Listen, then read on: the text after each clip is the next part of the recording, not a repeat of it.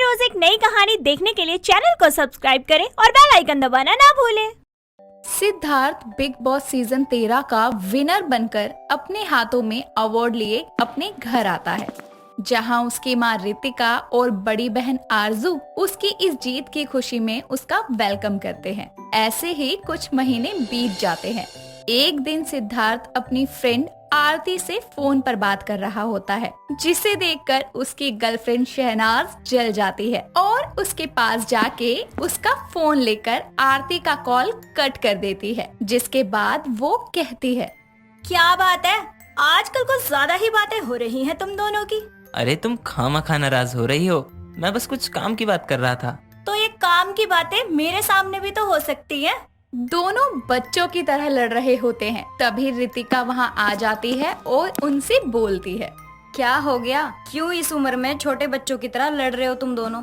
माँ, मैं कहाँ लड़ रहा हूँ, ये शहनाज की बच्ची है ना, जो बिना बात के ही मुझसे लड़ रही है। मैं नहीं मानती कि शहनाज तुझसे लड़ रही होगी। ये बहुत ही प्यारी बच्ची है। शहनाज बेटा, तू ही बता, क्या बात थी? माँ देखो ना, मेरे सामने ही किसी और लड़की से बात करे जा रहा है, तो मुझे जलन तो होगी ना। अब इसे नहीं होती तो मैं क्या करूं? शहनाज के बोलने पर रितिका सिद्धार्थ से माफी मांगने के लिए बोलती है। सिद्धार्थ अपनी माँ से बहुत प्यार करता था, जिसकी वजह से वो शहनाज से माफी मांगता है और ऐसी गलती दोबारा ना करने का वादा करता है। ऐसे ही कुछ दिन बाद में घर में एक गेट टुगेदर होता है, जिसमें काफी मेहमान आते हैं, जिसमें से एक सिद्धार्थ की एक्स गर्लफ्रेंड भी होती है। सिद्धार्थ की एक्स गर्लफ्रेंड को जलाने के लिए शहनाज एक प्यारा सा गाउन पहन के सबके सामने आती है और सिद्धार्थ को हक करती है, जिसके बाद वो उसके चिक पर किस करके उसे बोलती है, सिंड्रेला सिंड्रेला ही होती है। शहनाज के मुंह से ये सुनते ही उसकी एक फ्रेंड हंसते हुए उसे कहती है, हाँ तू सिंड्रेला है, सिंड्रेला ही रहेगी। तेरा मतलब क्या है? क्योंकि वो सिंड्रेला होती है, पर तू तो सिंड्रेला है ना। ये अभी बच्ची है, पूरी तरह से बड़ी नहीं हुई, तभी तो उस दिन अपना पेट बाहर निकाल कर चल रही थी। तो क्या हुआ, अगर मेरा पेट नहीं दिखेगा, मैं मोटी ही ना हूँ, तो मेरा पंजाब कहाँ से दिखेगा? हाँ तो आज क्यों नहीं दिखा रही? आज भी दिखाओ ना अपना पेट, दिखाओ अपना पंजाब। सबके सामने अपना मजाक बनता देखकर शहनाज सिद्धार्थ से नाराज हो जाती है और वहाँ से छत पर चली जाती है। शहनाज को गुस्से में ऊपर जाता देखकर आरजू सिद्धार्थ से बोलती है, सिद्धार्थ, तूने शहनाज को कुछ बोला है क्या? नहीं तो दीदी, क्यों, क्या हुआ? पता नहीं, मैंने अभी शहनाज को गुस्से में ऊपर जाते हुए देखा है। अगर कुछ बात हुई है तो मना लो, वरना तुझे पता है उसका गुस्सा। सिद्धार्थ ऊपर जाकर शहनाज को मनाता है, पर शहनाज नहीं मानती। उसको मनाते मनाते सिद्धार्थ खुद उससे नाराज हो जाता है। शहनाज गुस्से में अपना सामान लेकर अपने घर चली जाती है और वो भी सिद्धार्थ से बातें बंद कर देती है, जिसके बाद दोनों अपने अपने कामों में बिजी हो जाते हैं। ऐसे ही एक दिन रितिका का बर्थडे आता है और रितिका अपने बर्थडे पर शहनाज को अपने घर इनवाइट करती है।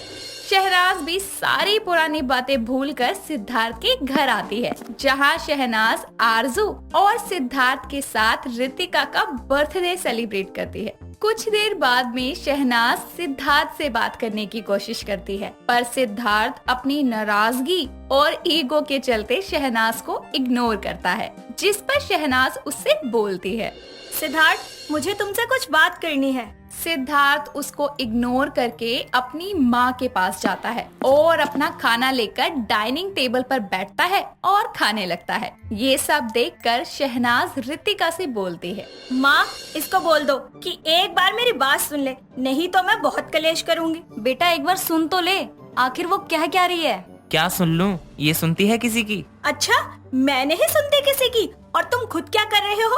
क्या करूं मैं, मर जाऊं? मेरी फीलिंग नहीं है, तुम्हारी फीलिंग तुम्हारी। तो हड्डा कुत्ता टॉमी, साडा कुत्ता कुत्ता। यार क्या करूं इसका? अच्छा ठीक है, बोलो क्या बोलना है, सुन रहा हूँ। अब मुझे कुछ बोलना ही नहीं। बोल, अब क्या बोलना है? अब तो वो सुन रहा है।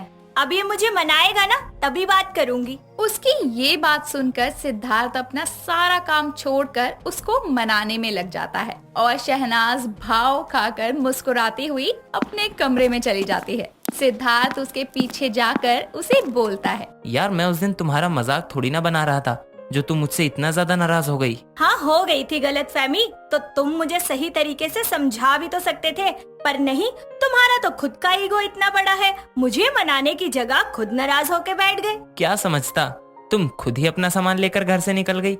मैं तो आया था तुम्हारे पीछे, उस दिन भी और आज भी, पर तुम हो कि अपना बचपना छोड़ना नहीं चाहती। दोनों बातें कर ही रहे होते हैं कि तभी सिद्धार्थ की बहन वहाँ आती है और शहनाज से बोलती है।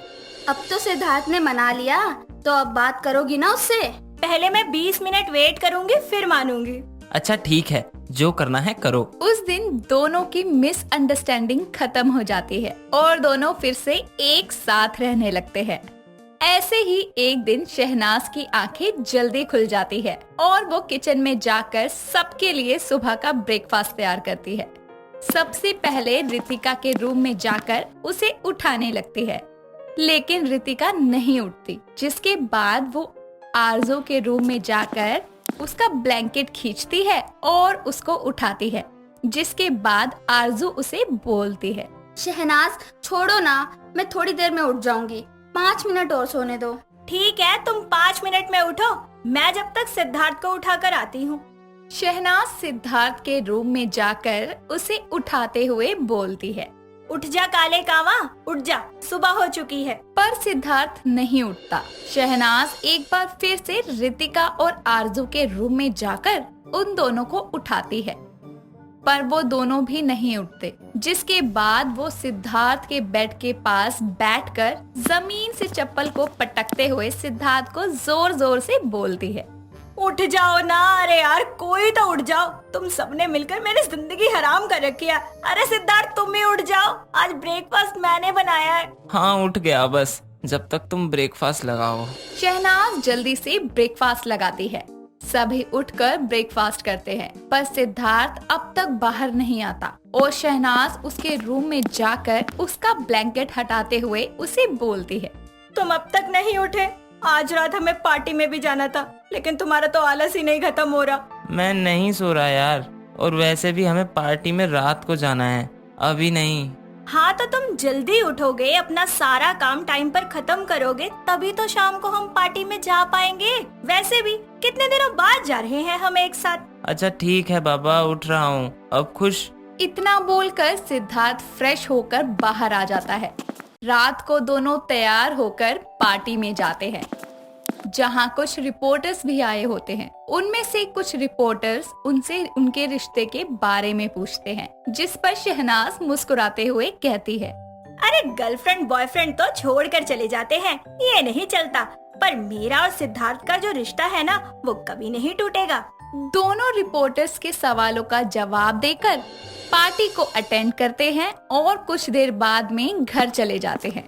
अगले दिन शहनाज किसी काम से कुछ दिन के लिए बाहर जाती है और अचानक उसे एक न्यूज मिलती है कि सिद्धार्थ शुक्ला अब इस दुनिया में नहीं रहे। हार्ट अटैक आने की वजह से 40 साल की उम्र में वो इस दुनिया को छोड़ के स्वर्ग सिधार गए। ये न्यूज सुनते ही शहनाज टूट जाती है। उसे कुछ समझ में नहीं आता कि क्या करे क्या नहीं, क्योंकि जिंदगी का कोई भरोसा नहीं होता। मौत कभी भी किसी भी पल किसी को भी आ सकती है, उन्हें भी जिनके साथ आप कुछ ही पल पहले मिले हो, और जो आपके सामने अच्छा भला खड़ा हो। तो आप जिनके साथ जितने भी पल के लिए हैं, उन्हें अच्छे से खुश होकर बिताएं। दोस्तों अगर आपको ये कहानी पसंद आई तो इसे लाइक करें, शेयर करें और कमेंट करके बताएं कि कहानी में आपको सबसे अच्छा क्या लगा।